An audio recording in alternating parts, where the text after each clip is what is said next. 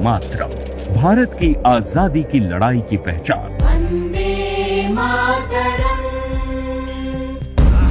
लेकिन कांग्रेस के इतिहास में इसी वंदे मातरम के साथ तुष्टिकरण की राजनीति का एक लंबा अध्याय भी जुड़ा है। विभाजनकारी मानसिकता ने इसका विरोध किया और कांग्रेस ने उस विरोध के सामने समझौता किया।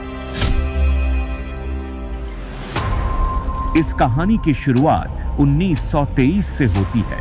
कांग्रेस के काकीनाडा अधिवेशन में कांग्रेस नेता मौलाना मोहम्मद अली जौहर ने वंदे मातरम के गायन का विरोध किया, यानी आपत्ति बाहर से नहीं आई थी। कांग्रेस के अपने ही नेतृत्व के भीतर से यह विरोध सामने आया। 1937 तक मोहम्मद अली जिन्ना और मुस्लिम लीग भी इसके कुछ हिस्सों के खिलाफ खुलकर विरोध कर रहे थे। और यहां कांग्रेस ने क्या किया? विरोध का सामना करने के बजाय कांग्रेस ने तुष्टिकरण का रास्ता चुना। इसके बाद कांग्रेस कार्य समिति ने राष्ट्रीय सभाओं में वंदे मातरम के केवल पहले 2 अंतरे गाने की सिफारिश कर दी, यानी राष्ट्रीय गीत के पूरे स्वरूप पर आपत्ति हुई और कांग्रेस ने उस आपत्ति को ध्यान में रखते हुए उसके गायन को सीमित कर दिया। लेकिन कहानी यहीं खत्म नहीं हुई। 1938 में भी जिन्ना और मुस्लिम लीग का वंदे मातरम के खिलाफ विरोध जारी रहा, यानी कांग्रेस के समझौते के बाद भी विरोध खत्म नहीं हुआ। कांग्रेस ने एक बार तुष्टिकरण किया, लेकिन विभाजनकारी राजनीति की मांगे वहीं नहीं रुकी। विरोध हुआ, कांग्रेस ने समझौता किया, फिर भी विरोध जारी रहा। और नुकसान किसका हुआ? वंदे मातरम का। लेकिन आजाद भारत ने इस राष्ट्रीय गीत का सम्मान कायम रखा। 24 जनवरी 1950 को संविधान सभा में डॉक्टर राजेंद्र प्रसाद ने स्पष्ट किया कि स्वतंत्रता आंदोलन में वंदे मातरम की भूमिका को देखते हुए इसे जन गण मन के बराबर सम्मान और दर्जा दिया जाएगा। यानी देश ने वंदे मातरम के सम्मान को बनाए रखा। लेकिन कांग्रेस का 1937 वाला फैसला इतिहास में बना रहा। और अब देखिए 2026 का भारत, देश वंदे मातरम के 150 वर्ष पूरे होने का स्मरण कर रहा है। भारत अपनी इस विरासत को पूरे सम्मान के साथ सामने रख रहा है।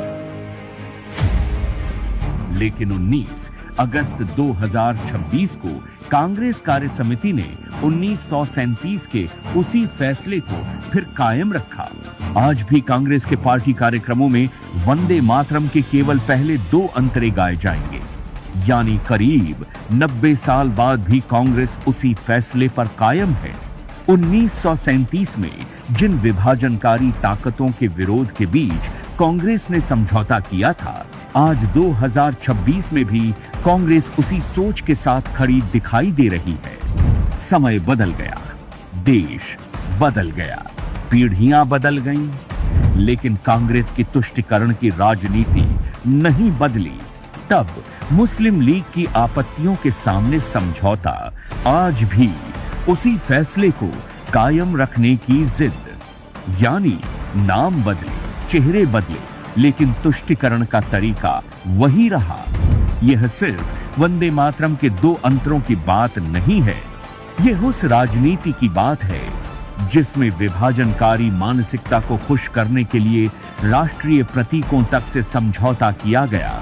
कांग्रेस इसे सेक्युलरिज्म कह सकती है, लेकिन देश इसे पहचानता है, तुष्टिकरण की राजनीति। आज का भारत इस राजनीति से आगे बढ़ चुका है। आज भारत कहता है, तुष्टिकरण नहीं, सबका सम्मान, वोट बैंक नहीं, राष्ट्र प्रथम। वंदे मातरम किसी एक दल का नहीं है, यह भारत की आजादी की लड़ाई की पहचान है।